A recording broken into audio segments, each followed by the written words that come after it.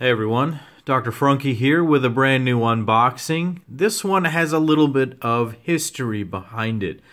Before I unbox the new knife, I'm going to talk about these two knives on the table here. This knife right here is the Frank Fisher and Robert Carter collaboration, the Talon.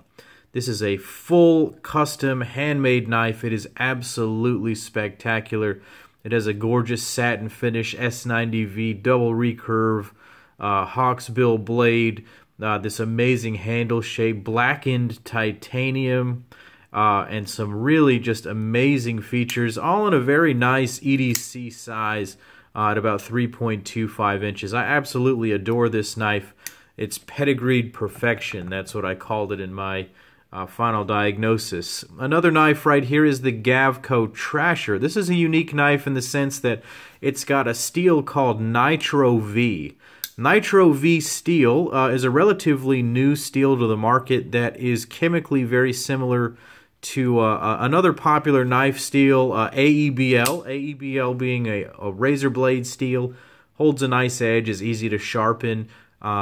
This Nitro-V reformulates AEBL and adds nitrogen, which adds a significant amount of corrosion resistance, a lot like the LC200N steel. It also adds a significant amount of vanadium, which makes the edge harder, and it makes the edge retention significantly better. So those are some really nice features about this steel. Really good edge retention, good hardness, and good corrosion resistance. And then you have this knife, the Robert Carter and Frank Fisher. Well, what I have for you today is a brand new Robert Carter. I have been waiting on this knife for quite some time. I actually ordered this, I think, back in March. At least I put my pre-order in. This is the collaboration with Chuprin knives. Nick being a guy out of New York State, they came together, and there it is. They came up with this knife. This is the BBM. There it stands for the bare bones model. And this is their knife that they came up with together. It's a perfect little EDC-sized knife, and it's got a couple of very interesting features, and this is just going to be an overview. This is my knife, this is my acquisition, so I will be carrying it. It will come with a final diagnosis at a certain point. But a couple of the interesting points here. It's got a Nitro-V blade. It's got a 3-inch Nitro-V blade, and it's done in this really, really pretty sort of modified Tanto shape. It's got an amazing hollow grind all the way out there to the tip. It came with the option of having a fuller or not having a fuller. I chose to have it because I think it's a bit more dramatic looking. It may catch a little bit more stuff as I'm cutting with it, but I kind of like it. It's a big enough fuller that you can clean stuff out. And it comes with really just this method of deployment. It's not a flipper.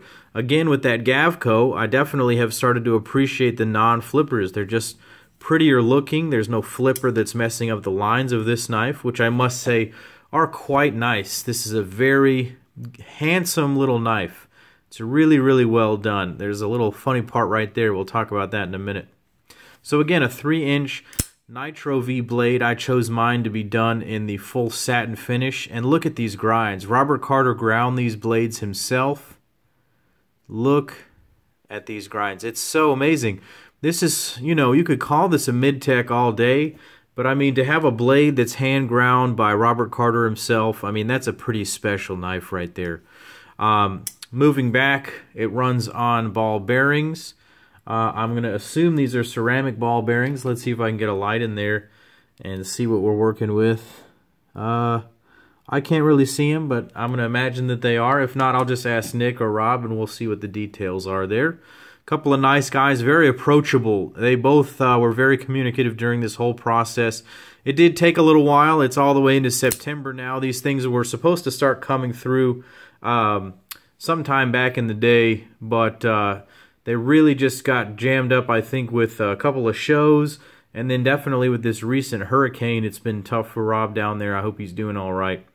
But moving back to the pivot, we've got this amazing hardware. So they had options of choosing different types of hardware and choosing your own color of the hardware. And, you know, to be honest, that is a really difficult thing for me to do on the spot.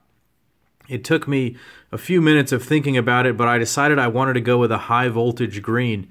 And I really didn't know, I don't know much about anodizing titanium, you know, personally, but I looked at the spectrum, and up around 95 to 97, it came up with this sort of toxic bright green.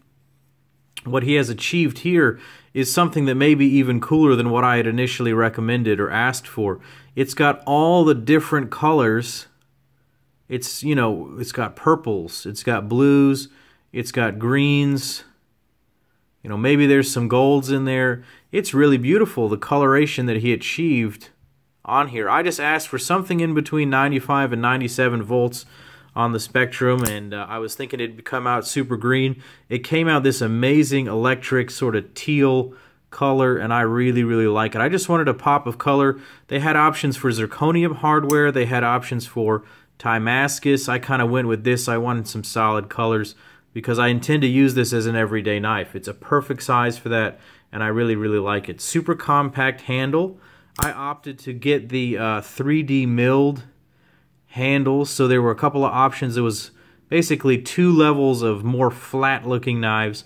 This one had the most amount of milling going on. You can see the really fine milling lines. Now that's where Nick Chuprin comes in. His machine shop created the handles here. And if I can get the light to do it just right, here we go.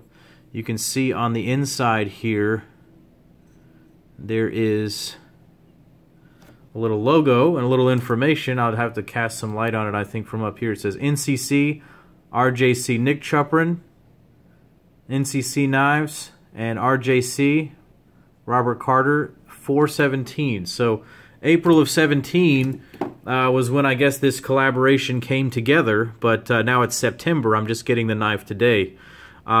So that's okay with me, guys. I'm so glad that you took the time to make these right, to take time and make them beautiful, and I couldn't be happier with this. I intend to every day carry this thing.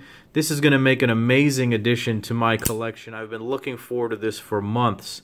It just so happens that today is actually my birthday, and this just came in the mail, so happy birthday to me. Who would have guessed that this knife so long ago would have come in on my birthday? So thank you so much to Nick and to Rob for designing this knife, coming up with this amazing little everyday design, and offering it to the public. Now, a couple of other things here.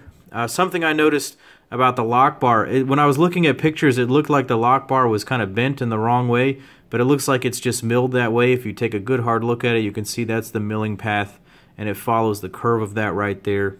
So that's interesting to me. There's no lock bar insert.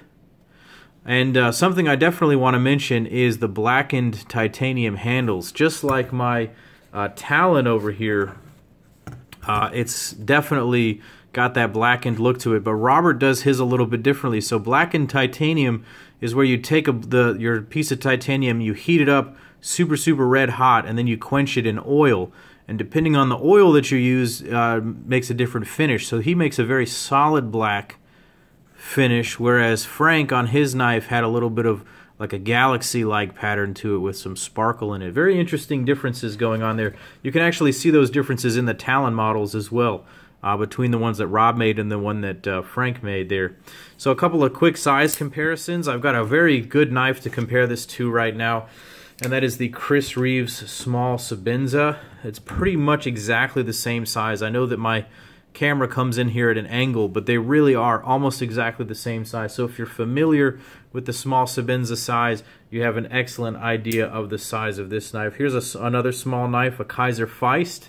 So you can see this knife was really designed for, you know, the bare bones, you know, just a simple knife that you can use all the time. Really, really like that. Here's a big knife, a Koenig Arius. That's coming in around 3.5 inches. Let's bring out my handy dandy 0392, a 3.5 inch blade. Pretty big there. Not really a good size comparison. How about another big ass knife, the Microtech Borka Blade Stitch. So you can see this is a very small knife, especially in the spectrum of my collection. I tend to like bigger knives, but I'm really looking forward to seeing what this is like. I love that hollow grind. I really think this is going to be a spectacular little knife to carry. So what do you guys think? How would you have spec'd yours out? Did you guys get one of these? You know, let me know down in the comments below. Thank you guys for watching. Shout out to these guys for making this awesome collaboration. Click like and subscribe to my channel down below. Go follow me on Instagram at Dr. Frunkey. And as always, guys, this is Dr. Frunkey saying, take care.